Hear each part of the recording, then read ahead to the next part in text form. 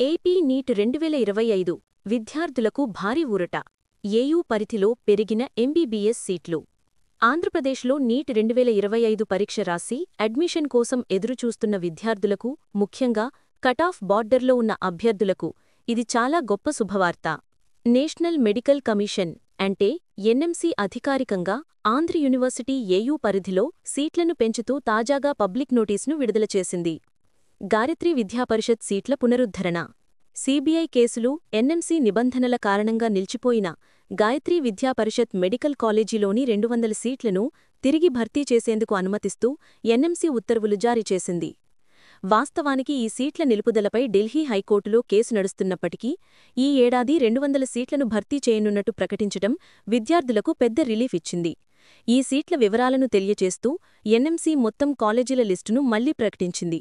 గతంలో ఎస్వీయూ పరిధిలో కొత్త కాలేజీ వచ్చినప్పటికీ ఏయూలో కొత్త కాలేజీ రాకపోయినా ఉన్న పాత కాలేజీ సీట్లను రీస్టోర్ చేయడంతో ఇది కీలక పరిణామంగా మారింది.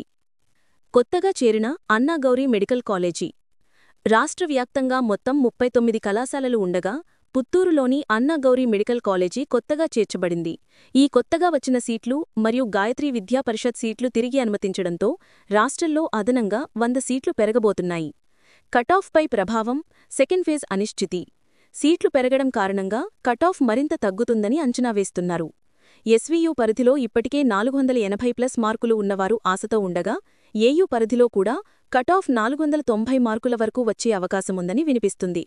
జనరల్ కేటగిరీతో పాటు మిగిలిన కేటగిరీల కటాఫ్ కూడా గణనీయంగా తగ్గుతుంది.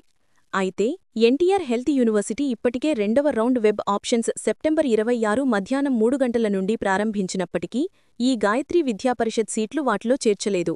దీనిపై త్వరగా స్పష్టత రావాల్సి ఉంది. ఎన్ఎంసీ అనుమతి నేపథ్యంలో వెబ్ ఆప్షన్స్ గడువును మరో రోజు పొడిగించి ఈ సీట్లను కూడా 2వ ఫేజ్ అలాట్మెంట్లో కేటాయిస్తారా లేదా 3వ ఫేజ్లో భర్తీ చేస్తారా అన్నది చూడాలి. మొత్తంగా ఏయూ, ఎస్వీయూ 2 రీజియన్ల విద్యార్థులందరికీ ఇది శుభవార్తగా చెప్పుకోవచ్చు. ఎన్ఎంసీ ఈ విషయంలో చొరవ తీసుకొని విద్యార్థులకు మేలు చేసింది.